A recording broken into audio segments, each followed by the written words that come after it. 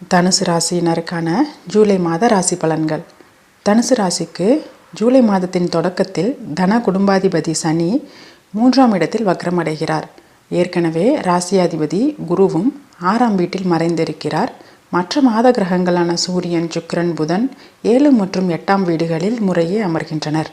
இவை யாவும் தனுசுவிற்கு பெரிய அளவில் நன்மைகளை வாரி வழங்கும் அமைப்பு இல்லை என்றாலும் இருப்பதை அப்படியே சுமூகமாக கொண்டு செல்வது நல்லது.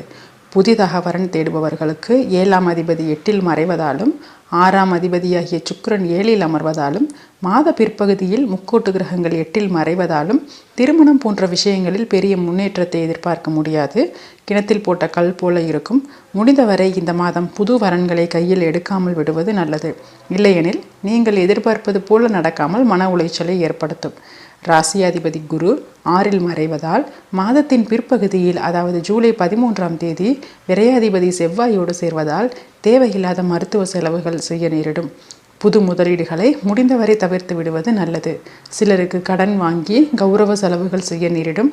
புது வண்டி வாகனம் வாங்குதல், அதற்காக வங்கி கடன் பெறுவது, சிலருக்கு புது வீடு கட்டுவதற்கு லோன் போடுவது, சிலருக்கு பிள்ளைகள் வழியில் மருத்துவ செலவுகள் மற்றும் கல்வி செலவுகள், மேலும் பிள்ளைகளுக்கு விளையாட்டு உபகரணங்கள், சைக்கிள் போன்ற வாகனங்கள் வாங்குவது, குடும்பத்தினரோடு கோவில்கள், சுற்றுப்பயணங்கள் செல்வது போன்றவை நடக்கும். 3ஆம் அதிபதி வக்ரம் பெறுவதால் புதிய முயற்சிகளில் கவனம் தேவை.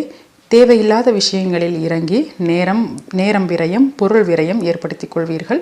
அதுவே உங்கள் குடும்பத்தில் சிறு சிறு சலசலப்பை உண்டாக்கும். இளைய சகோதர சகோதரிகளோடு சற்று இடைவெளி தோன்றும். தேவையில்லாத வாக்குவாதங்களை முடிந்தவரை தவிர்ப்பது நல்லது. சிலருக்கு இளைய சகோதர சகோதரிகளுக்கு வேலை கிடைத்து வெளியூர் செல்ல நேரிடும். சிறு தூர பிரயாணங்களால் மிகுந்த சோர்வும் அலைச்சலும் உண்டாகும். அவ்வப்போது சிறு சிறு மருத்துவ செலவுகள் செய்ய நேரிடும். மாணவர்கள் படிப்பில் அதிக முயற்சிகளை போடுவது நல்லது. சிலருக்கு நண்பர்களோடு அவ்வப்போது கருத்து வேற்றுமை வரக்கூடும். சிலருக்கு எக்ஸ்ட்ரா கரிக்குலர் ஆக்டிவிட்டீஸ் போன்ற படிப்பை தவிர மற்ற பிற விளையாட்டு விஷயங்களில் ஆர்வம் கூடும். வயதானவர்களுக்கு முடிந்தவரை உடல் நலனில் அதிக கவனம் செலுத்துவது நல்லது. திடீர் மருத்துவ செலவுகள் தோன்றி மறையும். இல்லத்தரசிகள் பிடிவாத குணத்தை விடுத்து சற்று அனுசரித்து குடும்ப உறவுகளோடு விட்டு கொடுத்து செல்வது நல்லது. மொத்தத்தில் தனுசு ராசிக்கு இந்த மாதம் சுமாரான காலமாக அமையும். மகர ராசியினருக்கான ஜூலை மாத ராசி பலன்கள். மகர ராசிக்கு குரு பயிற்சிக்கு பிறகு இப்பொழுதுதான் நம்பிக்கை கீற்றுகள் துளிர்விட ஆரம்பித்துள்ளது.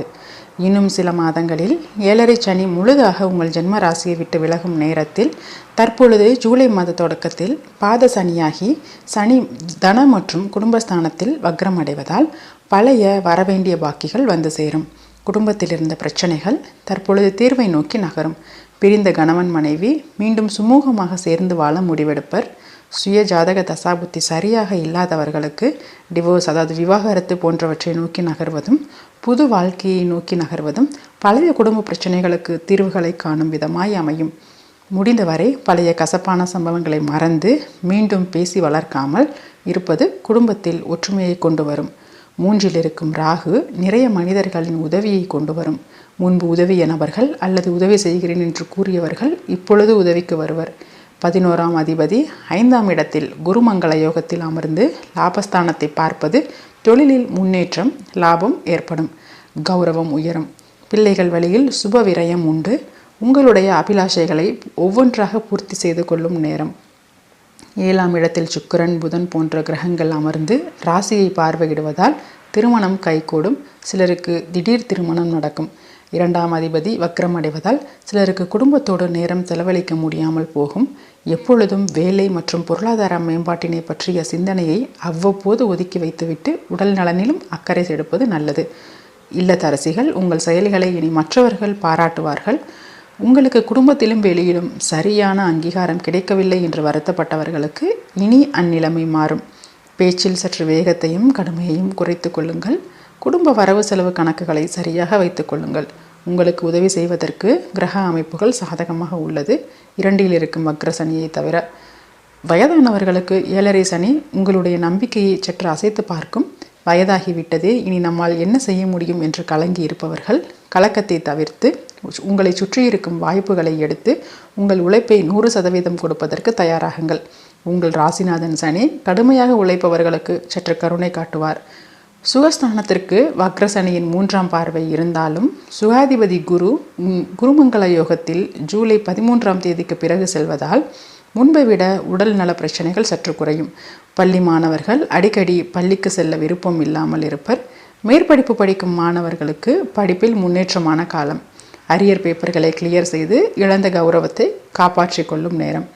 லாபஸ்தானத்திற்கு வக்ரசனியின் பார்வை இருப்பதால் தொழிலில் நிறைய பண முதலீடுகளை செய்வதனால் உங்கள் சுய ஜாதக தசாபுக்தியை ஒரு முறை சரிபார்த்து கொண்டு செய்வது நல்லது. மொத்தத்தில் மகர ராசியினருக்கு இந்த மாதம் பழைய பிரச்சனைகளுக்கு தீர்வுகளை காணும் மாதமாகும். கும்ப ராசியினருக்கான ஜூலை மாத ராசி பலன்கள். கும்ப ராசியினருக்கு மாத தொடக்கத்தில் ராசியிலேயே ராசியாதிபதி சனி வக்ரமடைவதால் மனசஞ்சலம் அதிகமாகும். சிலருக்கு எதுவும் நாம் நினைத்தபடி செல்லவில்லையே என்ற கவலை தோன்றும். எந்த ஒரு முடிவுகளை எடுப்பதற்கும் முன் ஒரு முறைக்கு இருமுறை யோசிப்பது நல்லது. தற்போது நடக்கும் ஜென்ம சனியினாலும் குடும்பஸ்தானத்தில் இருள் கிரகமாகிய ராகுவின் இருப்பாலும் குடும்ப வாழ்க்கையில் சில பிரச்சனைகளை சந்திப்பீர்கள். பொருளாதார பிரச்சனைகள் தோன்றினாலும் தன மற்றும் லாபாதிபதியாகிய குரு சுகஸ்தானத்தில் இருப்பதாலும் மாத பிற்பகுதியில், அதாவது ஜூலை 13ஆம் தேதி 3ஆம் அதிபதியாகிய செவ்வாயோடு குருமங்கள யோகத்தில் அமர்வதாலும் குடும்ப உறவுகள், சகோதர சகோதரிகள், நெருங்கிய நண்பர்கள் மற்றும் தாயார் வழியில் உதவிகள் வரும். சூரியன், சுக்கிரன், புதன் போன்ற முக்கூட்டு கிரகங்கள் மாத பிற்பகுதியில் 6இல் மறைவதால் திருமணம் போன்ற சுப காரியங்களை தள்ளி போடுவது நல்லது. உங்கள் சுய ஜாதகத்தில் சாதகமான தசாபுத்தி நடந்தால் மட்டும் அவற்றை மேற்கொள்ளவும். புதிதாக வேலை தேடுபவர்களுக்கு எதிர்பார்த்ததை விட சற்று குறைவான சம்பளத்துடன் வேலை கிடைக்கும். அதனை ஏற்றுக்கொள்வதில் மனம் சற்று குழப்பம் அடையும். சிலருக்கு வெளியூர், வெளிநாடு போன்ற வேலைகளால் குடும்பத்தை பிரிந்து செல்வதற்கு யோசனையாக இருக்கும். சிலருக்கு வீடு, நிலம் சார்ந்த பிரச்சனைகள், குடும்பம், நெருங்கிய நண்பர்கள் மற்றும் பங்காளிகளோடு இருந்த பழைய பிரச்சனைகள் தலை தூக்கும். வாழ்க்கை துணையோடு கருத்து வேற்றுமை அடிக்கடி தோன்றி மறையும். அதுவும் கடக சிம்ம ராசிகளில் வாழ்க்கை துணை இருந்தால் சில பிரிவுகள், சண்டை சச்சரவுகள் தவிர்க்க இயலாது. முடிந்தவரை பொறுமை காப்பது நல்லது. மாணவர்களுக்கு படிப்பில் அதிகப்படியான முயற்சிகளை போட வேண்டியது இருக்கும். சிலருக்கு முயற்சிகள் போட்டாலும் எதிர்பார்த்த ரிசல்ட்ஸ் கிடைக்கவில்லை என்ற வருத்தம் இருக்கும். இல்லத்தரசிகளுக்கு பிள்ளைகளை பற்றிய கவலைகள் வந்து போகும். சிறு சிறு சந்தோஷங்கள், குடும்ப நிகழ்வுகள் இருந்தாலும் மனம் பிரச்சனைகளை சுற்றியே வட்டமடிக்கும். முடிந்தவரை ஆன்மீக வழிபாடுகளை மேற்கொள்ளவும். அது ஆறுதலை கொடுப்பதாய் அமையும். மேலும் யோகா மற்றும் பிராணாயாமம் மேற்கொள்வதும் நல்லது. வயதானவர்கள் உடல் மற்றும் மனம் இரண்டிலும் அக்கறை எடுப்பது நல்லது. இன்னும் சில மாதங்களில் சனி உங்கள் ஜென்ம ராசியை விட்டு நகரும் வரை புதிதாக எதையும் செய்ய வேண்டாம். வாழ்க்கையை அதன் போக்கில் விடுவது நல்லது. மொத்தத்தில் கும்பராசியினருக்கு இந்த மாதத்தில் ஆன்மீகத்தால் அமைதியை கொண்டு வரலாம். மீன ராசியினருக்கான ஜூலை மாத ராசி பலன்கள். மீன ராசிக்கு இந்த மாதத்தின் பிற்பகுதியில், அதாவது ஜூலை 13ஆம் தேதி தன மற்றும் பாக்கியாதிபதி செவ்வாய் ராசியாதிபதி மற்றும் ஜீவனாதிபதி ஆகிய குருவோடு சேர்ந்து 3ஆம் இடத்தில் குருமங்கள யோகத்தில் அமர்கிறது. இது தர்ம கர்மாதிபதி யோகமாக பார்க்கப்படுகிறது. இதனால் வேலை மற்றும் தொழிலில், குடும்ப உறவுகள், நெருங்கிய நண்பர்கள் மற்றும் சில குறுகிய கால அறிமுகம் உள்ள நல்ல மனிதர்களின் மூலம் எதிர்பாராத உதவிகள், அதனால் சில முன்னேற்றங்கள் ஏற்படும். 7.5 சனியின் ஆரம்பத்தில், அதிலும் விரய சனியில் இருப்பதால் பெரிய அளவில் முன்னேற்றத்தை எதிர்பார்க்க முடியாது என்றாலும் சிறு சிறு முதலீடு இல்லாத தொழில்களில் முன்னேற்றம் கிட்டும்.